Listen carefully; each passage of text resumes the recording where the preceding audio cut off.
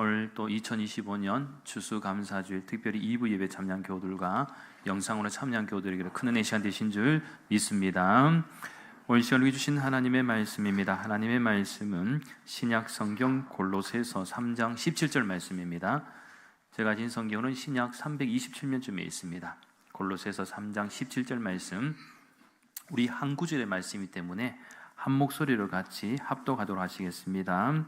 또 무엇을 하든지 말에나 일에나 다 주 예수의 이름으로 하고 그를 힘입어 하나님 아버지께 감사하라.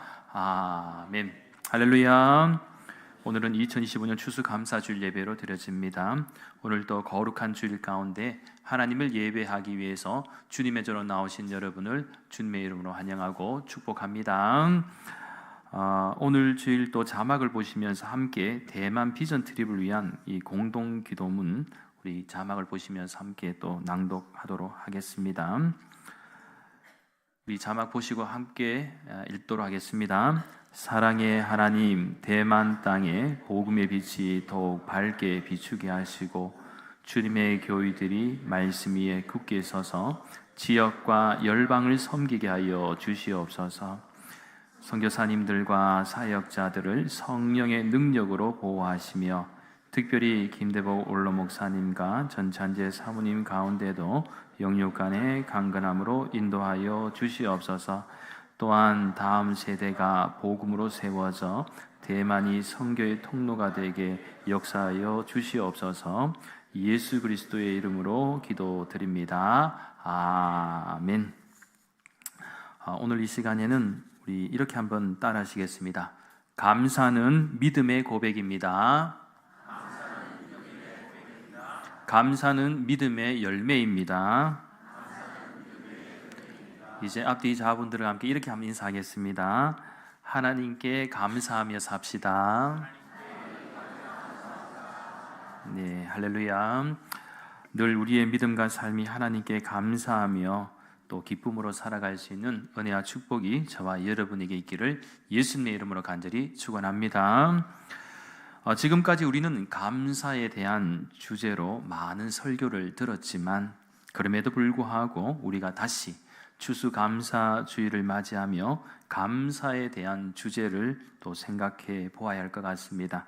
왜냐하면 많이 듣는 것이 중요한 것이 아니라 잊어버리지 않고 또 우리의 믿음과 삶으로 실천하는 것이 더 중요하기 때문입니다. 그렇기에 오늘 이 시간에는 오늘 주신 말씀을 통해 다시 한번 감사의 의미와 고백, 또 실천의 삶을 믿음으로 결단할 수 있는 복된 시간이 되시기를 간절히 소망합니다. 우리는 보통 잘 되었을 때 감사하고 또 힘들고 어려울 때는 불평하기 쉽습니다. 그래서 감사할 이유가 보이지 않을 때 사람들은 흔히 이렇게 말합니다. 요즘 뭐 감사할 일이 있어야 감사하지요. 없는데 어떻게 감사합니까? 그죠? 그렇게 생각할 수 있잖아요. 하지만 우리 믿는 성도들은 언제나 반대로 시작해야 합니다. 감사하니까 감사할 일이 생길 줄 믿습니다. 아멘. 그런 의미에서 우리가 잘 알고 있는 바와 같이 사도 바울 같은 경우에도 신약 성경 데살로니가 전서 5장 18절 전반절 말씀에서 뭐라고 말씀합니까? 범사에 감사하라. 범사에 모든 일에 감사하라. 그런데 오늘 읽지는 않지만 뒤에 보면 하나님의 뜻이다. 이것이 하나님의 뜻이다 라고 이렇게 말씀하고 있습니다. 이것은 상황이 좋아서 하는 것이 아니라 하나님이 여전히 나와 함께 계심을 믿는 믿음의 표현이기도 합니다. 사실 올 한 해의 시간도 참 빠른 것 같습니다. 어느덧 이제 약 한 달 반의 시간밖에 남지 않았습니다. 돌아보면 아쉬움과 후회가 있으신 분들도 계실 것이고요. 또한 감사보다 걱정과 근심, 또 염려의 시간이 더 많았던 분들도 계실 것입니다.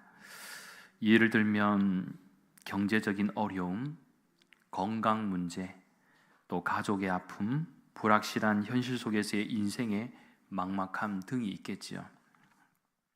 하지만 우리에게 주어진 현실의 벽이 아무리 높다 할지라도 올 한 해 남은 시간은 믿음으로 고백하는 감사의 시간이 될 뿐만 아니라 감사할 수 있는 기쁨과 열매가 있는 복된 시간이 되시기를 간절히 소망합니다. 그래서 여러분에게 한 가지 중요한 진실을 알려드린다면, 여러분, 감사는요 기억에서 피어납니다. 그리고 감사는 기억의 열매입니다. 이게 무슨 말인가 하면, 저와 여러분이 살아가면서 뭐 좋을 때는 뭐 특별하게 우리가 고민하지는 않지 않습니까? 좋을 때는 괜찮습니다. 그런데 힘들고 어려울 때는 언제나 우리가 무엇을 기억해야 하는가? 하나님께서 내게 베풀어 주신 은혜와 사랑을 떠올려 보는 것이 중요하다라는 것입니다. 예를 들면 30평대 아파트에 살면서 불평과 불만이 있을 수 있습니까? 없습니까? 있잖아요. 30평대 살면서 늘 좋은 생각만 하고 살 수 있을까요? 그렇지 않잖아요. 순간순간 다양하게 우리의 마음을 불편하게 하는 일들도 많이 있잖아요. 그러면 30평대 아파트에 살면서 불평과 불만이 있다면 한번 생각해 보는 게, 과거 20평대에 살 때, 아니 그보다 더 작은 집에서 살았을 때를 한번 생각해 보면, 여러분, 이 30평대에 살 때 그래도 감사의 조건을 우리가 찾을 수 있는 것이죠. 뭐 40평대에 못 가갖고 이 감사의 조건을 잃는 것보다는 과거의 기억을 잘 돌이킬 때에 그래도 하나님께서 이 과거부터 지금까지 내가 하나님을 믿고 의지하는 믿음 생활 가운데 조금씩 성장시켜 주시고, 그죠? 또 수많은 기회도 허락해 주신 거, 그런 것들을 생각해 보면 이 하나님의 은혜와 이 사랑을 기억할 수밖에 없고 또 감사할 수밖에 없다는 것입니다. 이러한 부분은 공부하는 것도 그렇고요, 또 직장 생활하는 것도 그렇고, 또 신앙생활 하는 것도 다 동일하게 적용될 수 있는 부분입니다. 그렇기에 감사는 무엇을 더 받았느냐 보다 이미 받은 것을 잊지 않느냐의 문제입니다. 참고로 구약 성경 시편 103편 2절 말씀에서 다윗은 내 영혼아 여호와를 송축하며 그의 모든 은택을 잊지 말지어다 라고 이렇게 선포합니다. 다윗은 여러분이 너무나도 잘 알다시피 그의 인생에서 정말 파란만장한 시간을 보냈지만 고통과 고난, 죽음의 위기 속에서도 그가 잊지 않으려고 노력했던 것은 바로 하나님의 은혜와 사랑이었습니다. 그 결과는 이스라엘 통일왕국의 제2대 왕이었고, 또 하나님은 다윗의 왕국을 허락해 주셨습니다. 따라서 오늘날 우리 믿는 성도들도 마찬가지입니다. 늘 우리가 실수하는 부분이 부족함과 결핍을 보면서 낙심하거나 또 실망한다는 것인데, 오히려 부족함이나 결핍을 크게 보기보다는 부족함 가운데서도 지켜주신 하나님의 은혜와 사랑을 기억할 때 하나님은 우리들이 더 크게 성장하고 발전할 수 있는 기회를 반드시 허락해 주실 줄 믿습니다.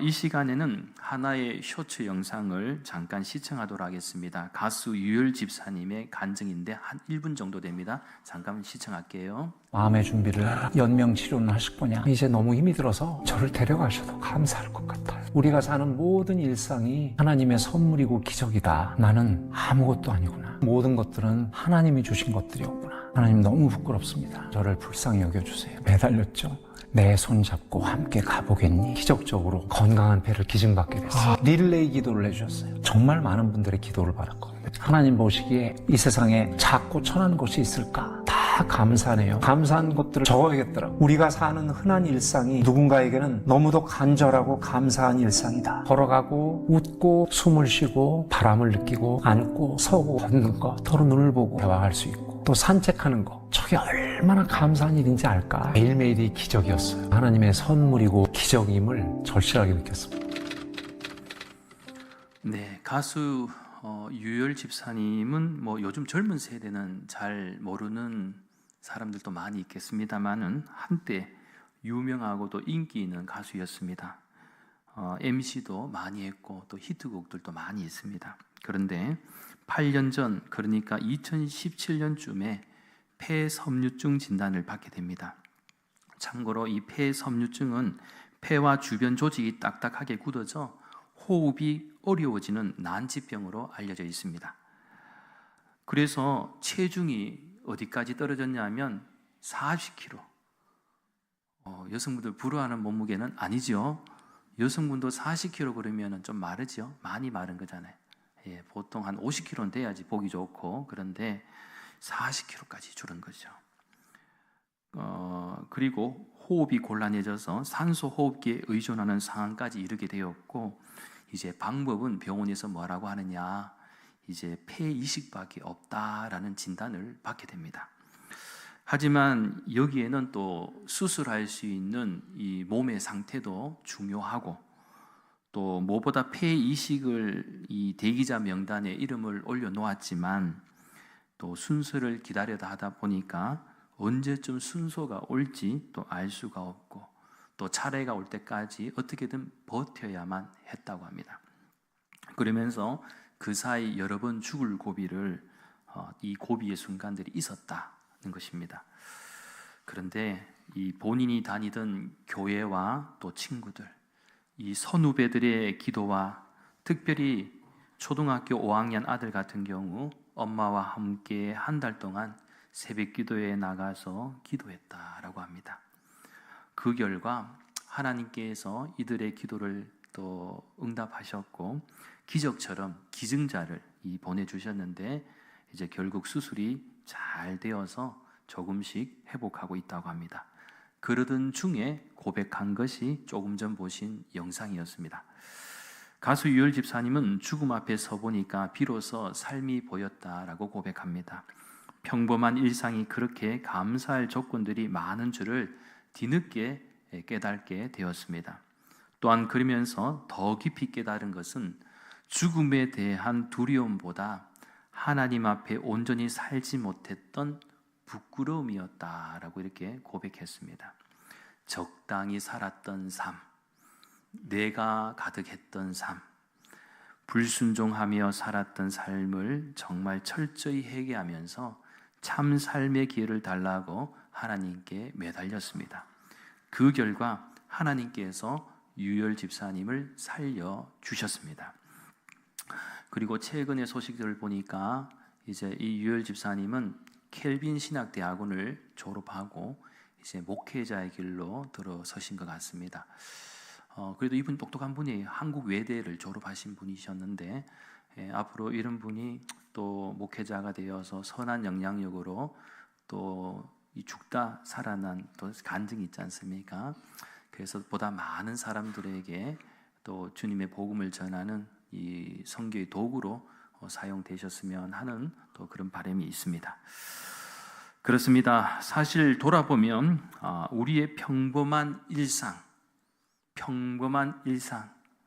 누군가에는 매일의 일상이 마치 다람쥐 쳇바퀴처럼 돌아가고 뭔가가 이렇게 공허하고 좀 피곤하고 뭐 그런 일상이라고 생각할 수도 있겠지만, 사실은 누군가에겐 너무나도 기적과도 같은 일상이다. 그리고 감사할 수밖에 없는 조건들이 있다라는 것입니다. 자, 오늘 보면 17절 말씀에 주목합니다. 우리 17절 말씀 자막을 보시면서 다시 한번 함께 합독하시겠습니다. 또 무엇을 하든지 말에나 일에나 다 주 예수의 이름으로 하고 그를 힘입어 하나님 아버지께 감사하라. 아멘. 오늘 읽으신 말씀에서 우리가 깨달을 수 있는 교훈의 메시지는요, 감사는 상황이 아니라 관계에서 나온다라는 사실입니다. 사도 바울이 전하는 오늘 본문의 말씀은 이 에베소서, 빌립보서, 빌레몬서와 함께 옥중서신에 속합니다. 옥중서신은 사도 바울이 감옥에서 쓴 편지를 말합니다. 그런데 우리가 사도 바울을 통해서 느낄 수 있는 감동이 있어요. 항상 이 옥중서신을 읽다 보면 느끼는 감동이 뭐냐? 사도 바울은 철저하게 환경과 상황이 아닙니다. 하나님과의 관계를 중요하게 생각했다는 것이죠.